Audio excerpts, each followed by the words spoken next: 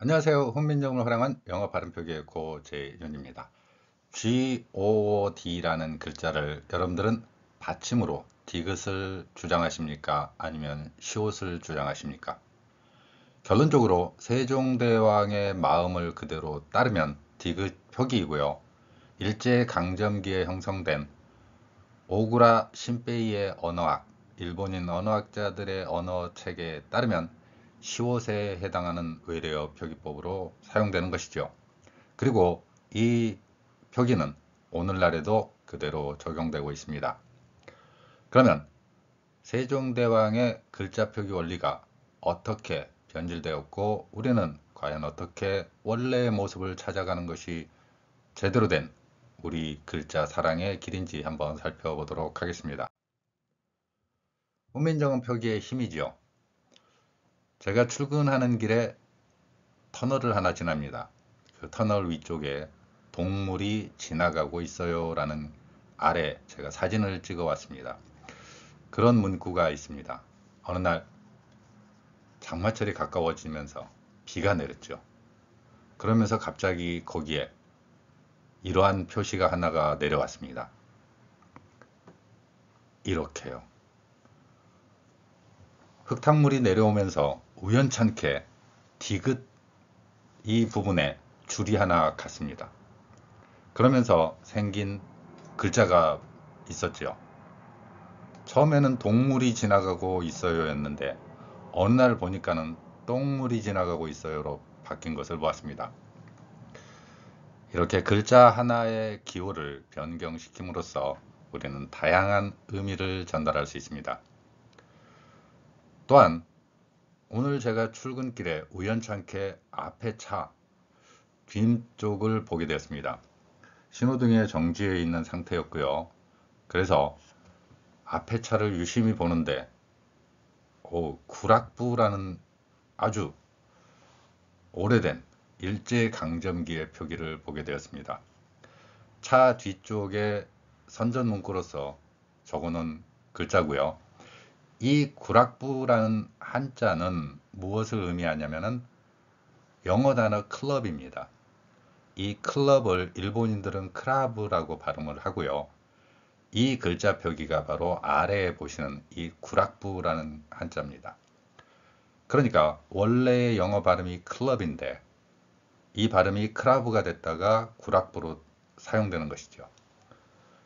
이러한 표현은 우리가 지금은 거의 볼 수 없지만 1980년대 정도까지만 해도 자주 등장하는 표현이었습니다. 클럽이라는 발음을 구락부로 표현해도 우리는 읽어낼 수 있고 크랍으로 표현해도 읽어낼 수 있고 클럽이라고 표현해도 읽어낼 수 있는 이러한 훈민정음 기호의 다양한 소리 표기 원리를 볼 수 있죠. 그리고 글자 표기의 힘 중에 제자들이 간혹 가다가 아주 짓궂은 녀석들이 있어요. 예를 들어 고등학교 국어 교과서라든가 자습서에 갑자기 니을과 미음을 표시합니다. 그래서 국어라는 발음이 갑자기 굶어. 이 녀석아 왜 이렇게 표현했어? 그러면 꼭 하는 이야기가 국어 공부해가지고 어디다 써먹어요? 굶어 죽는데요. 이런 표현도 간혹 등장하기도 합니다. 어찌됐건 여기서 볼 수 있는 것은 리을 미음이 받침으로 표현되는 원리지요. 이것이 바로 훈민정음이 가진 표기의 힘입니다. 도덕에는 더 많은 글자들이 표현됩니다.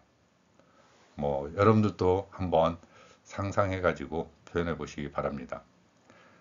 대표적인 제가 본 것 중에서는 돌떡으로 표현한 그런 경우도 있었습니다. 이처럼 훈민정음은 글자의 기호 하나만 더하거나 빼면은 놀라운 소리 표기로 변경되는 것을 볼 수 있죠. 자, 그러면 앞에서 말씀드린 GOD를 세종대왕의 소리 글자 원리로 변경을 시켜보도록 하겠습니다. 세종대왕이었다면 다음과 같은 원리로 표현했을 것입니다. G는 기억으로 표현했을 것이고요. O는 웃소리가 나니까 이렇게 표현했을 것입니다. 그리고 D는 디귿으로 소리가 난다는 것이죠. 물론 우리말 디귿과 다른 소리이고 약간의 유성음 특성을 지닌다는 점에서 우리말 디귿과는 다르지만 그래도 가장 비슷한 소리가 디귿이죠. 쥐 역시 마찬가지입니다. 우리말 기억하고 비슷한 소리이긴 하지만 목젖이 울린다는 특성을 지니고 있죠. 자, 그런데 이렇게 되어 있는 소리는 알파벳은 왼쪽에서 오른쪽으로 소리의 흐름대로 표현했습니다. 이런 방식을 음소 글자가 지닌 특성이라고 할 수 있죠. 각각의 소리의 기본 단위인 음의 소리, 이 소리의 가장 기본 단위를 글자로 표현한 것이죠. 그리고 그 글자를 배열할 때 왼쪽에서 오른쪽으로 표기하는 방법, 이렇게 표기하는 것이 알파벳의 기본 표기 원리입니다. 그런데 세종대왕은 다음과 같이 표현하죠. 이 음소들을 모아서 이렇게 세로 글자로서 변경이 됩니다. 이 세로 글자가 되는 원리는 받침표기라는 특성을 갖습니다. 받침표기는 다음 페이지에서 살펴보도록 하겠습니다. 자, 그러면 여러분들이 현재 사용하고 있는 키보드, 그게 어떤 도구가 되었건 타이핑을 하게 되는 순간 이렇게 표기가 될 것입니다. 처음에 기억이 딱 뜨고요. 그 다음 글자 D까지 표현하려면 우가 연결되면서 글자가 갑자기 이렇게 변경이 되죠. 그리고 마지막 디귿을 타이핑하는 순간 글자가 다시 올라가면서 받침으로 완성이 됩니다. 이렇게 글자가 형성되는 과정이 소리 호흡의 과정이죠. 이렇게 해서 하나의 소리가 흐름이 나온다는 것입니다. 그러면 그 소리 글자가 어떠한 원리를 가지고 있는지 그대로 보겠습니다. G라는 첫 소리가 있고요. 가운데 소리 우가 있습니다. 그리고 끝소리가 받침으로 작용하죠. 너무도 당연한 한국인들이 인식하는 소리 글자의 특성입니다. 그 자체를 이렇게 왼쪽에서 소리가 오른쪽으로 시간의 흐름을 가진다고 하면 세종대왕은 세로쓰기로서 받침의 표기까지 완성을 시킵니다. 왜 이렇게 했느냐? 이제 여러분들과 함께 이 글자를 읽어보겠습니다. good, 이렇게 발음이 되죠. 한 번에 소리 호흡이 이루어진다는 것입니다. 그러니까 숨을 쉬고 들이마실 때 그 과정에서 우리는 입안의 뛰어난 언어 구조를 활용한다는 것이죠. 받침 표기로 완성이 되는 과정이 세종대왕의 소리호흡입니다. 물론 알파벳과 같이 왼쪽에서 오른쪽으로 가로쓰기가 되어 있기 때문에 우리는 그 과정에서 몇 가지 원칙이 변경되기도 하겠죠. 세종대왕은 왜 이런 소리호흡의 글자, 한 번에 숨을 쉬는 과정에서 글자가 완성이 되고 나가고 했는가? 이 글자를 곰곰이 생각해 보면 제가 다른 동영상 강의에서 말씀드린 것처럼 이 소리들이 우리의 소리가 하늘, 땅, 사람이라는 이 우리의 본질적인 모습의 삶의 모습을 그대로 구현한다는 것이죠. 그리고 이 소리의 호흡을 통해서 상대방에게 기분을 좋게 만들 수도 있는 소리로 만들어낼 수도 있고 아니면 갑작스럽게 기분을 우울하게 만드는 소리를 낼 수도 있죠. 이 기운이 전달되는 과정이 인간의 소리 호흡의 본성이라고 본 것입니다. 따라서 세종대왕은 글자를 소리로 표기할 때 이러한 하늘, 땅, 사람이라는 세 개의 가장 핵심적인 사람의 모습, 그리고 그 사람이 가진 소리의 모습을 주목했던 것이죠. 그 결과로 아래에서 볼 수 있듯이 세종대왕은 모음이라는 가장 핵심, 이 글자 하나를 두고 앞뒤에 자음을 배치하는 상태를 그대로 재현한 것이죠. 예를 들어서 비읍 시옷이 이렇게 한 번에 표기되거나 받침에 이렇게 표현되는 방식, 자음 두 개를 배치하는 글자 표기 원리죠. 아래에 나온 글자는 세종어제 훈민정음의 그 글자들입니다. 이러한 글자 표기를 소리 호흡으로 연결시킨 것이죠. 모음을 중심으로 글자 배치를 그대로 이뤄낸 것입니다. 이러한 글자 표기 원리는 현대 언어학이 도무지 흉내낼 수 없는 엄청난 힘을 가지고 있는 글자 표기죠. 그런데 이렇게 왼쪽에서 오른쪽으로 시간의 경과에 따라 소리가 흘러간다면 받침 표기라는 것과 첫 글자에서 필연적으로 자음이 겹칠 수밖에 없습니다. 이러한 받침의 자음 겹침, 그 결과로 앞에서 보신 국어라는 글자에 니을 미음처럼 이러한 자음 겹침이 등장하는 것이죠. 가로쓰기가 받침쓰기로 연결되는 과정, 이 과정이 바로 소리가 호흡으로 연결되는 과정이다, 이렇게 본 것입니다. 그리고 그 소리 호흡에서 우리는 기운을 발산하고 기운을 들이마시고, 그리고 그 과정에서 사람의 삶이라는 게 유지된다, 이렇게 본 것이죠. 앞에서 저희가 국어를 굴머라고 표현하는 그 내용을 살펴봤습니다. 그러면 국어라는 발음이 우리는 어떻게 받침이 변경되는지 살펴보겠습니다. 기역은 첫소리에 해당되고요. 우는 가운데 소리, 그리고 끝소리 받침이었죠. 다시 이 소리가 첫소리를 만납니다. 즉, 기역으로 되어 있는 이 받침이 바로 다시 하늘의 기운을 받게 되는 것이죠. 이러한 발음의 원리를 세종대왕은 이해하고 있었던 것이죠. 놀라운 언어학의 면모라는 것이죠. 그러면 이 소리들은 어떻게 연결되겠습니까? 한국인들은 소리 호흡이 왼쪽에서 오른쪽으로 흘러가는 이 시간의 흐름에서 받침소리라는 것을 완성하게 되는 것이죠. 그 받침 소리가 이제 뒤의 소리를 만나서 이렇게 그 글자를 드러내게 되는 것입니다. 국, 여기서 끝났던 것이 그 기역 받침이 뒤의 소리하고 연결되면서 새로운 호흡을 만나게 되는 것입니다. 그래서 국어, 이렇게 두 번의 소리 호흡으로 연결되는 것이죠. 국, 여기서 끝나는 소리가 이제 기역이 뒤에 모음과 연결되면서 국어로 발음되는 것입니다.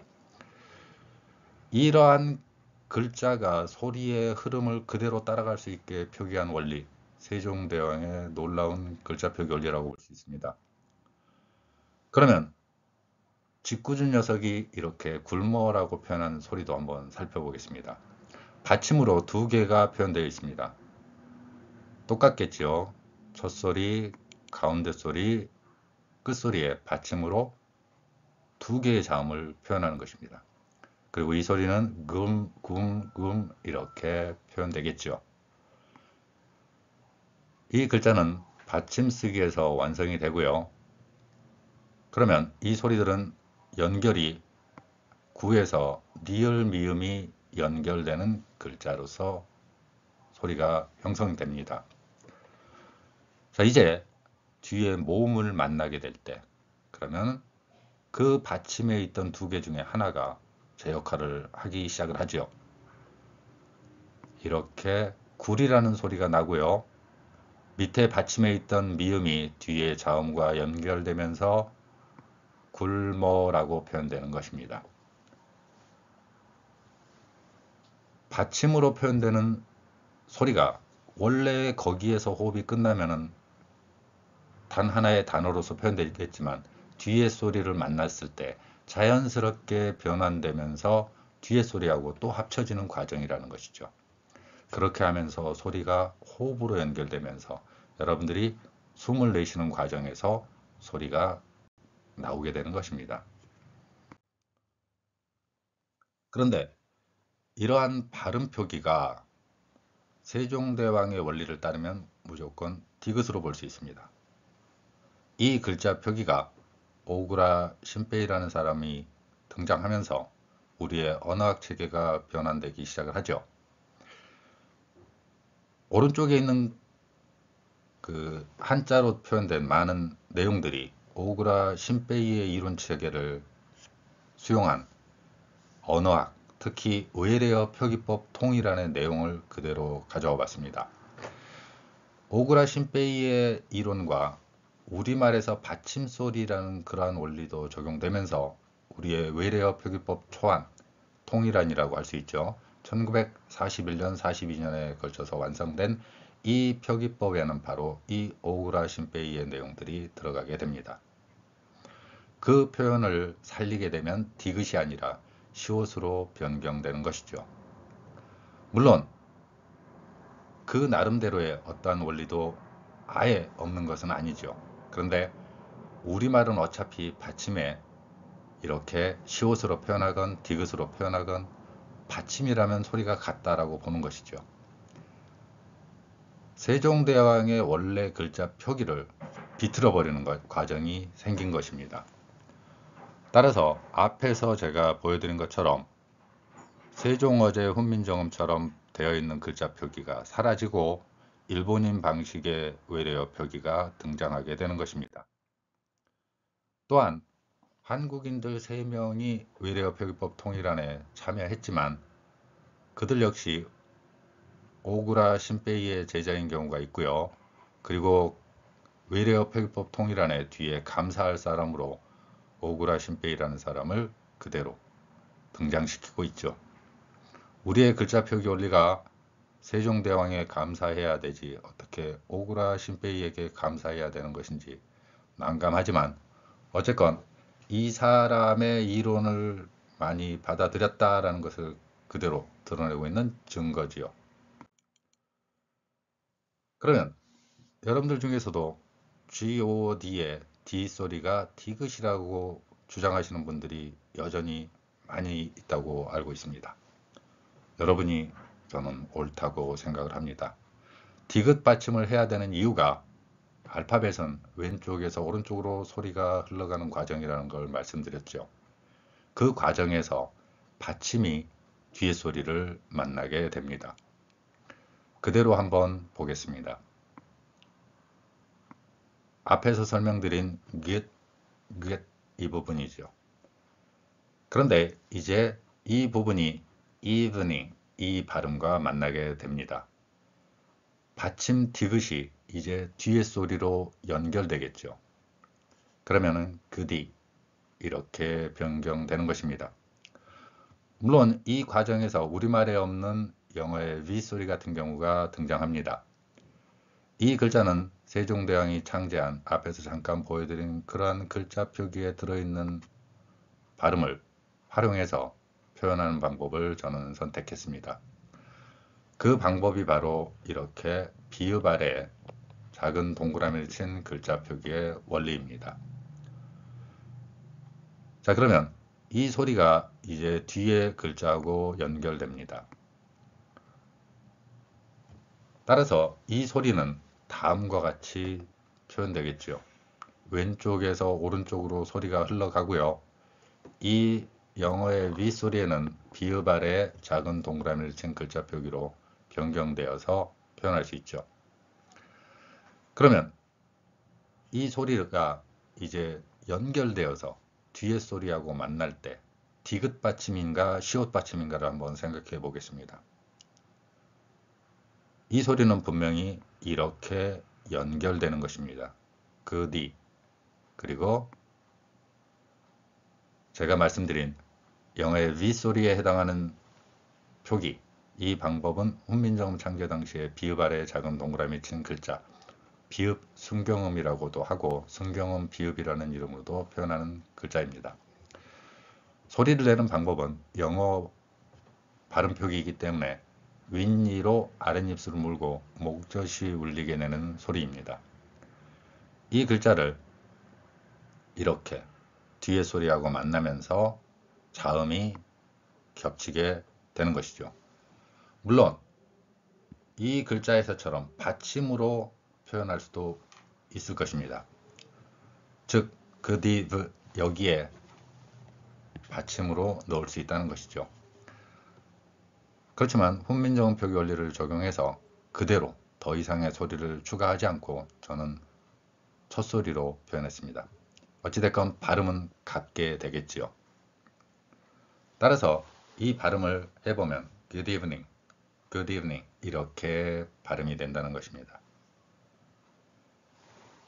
아래 글자에서 나온 글자처럼 읽어내면은 여러분들은 분명히 외국어 발음도 그대로 표현할 수 있다는 것을 볼 수 있을 것입니다. 자, 그러면 오그라 신페이의 원리를 적용해 보겠습니다. 똑같이 이렇게 되겠지요. 그런데 디귿이 아니라 시옷 받침으로 하게 됩니다. 그러면 이제 디귿이 아니고 시옷, 그리고 똑같이 연결되겠죠. 여기에 비읍 아래에 작은 동그라미를 친 글자로 표현할 수 있습니다.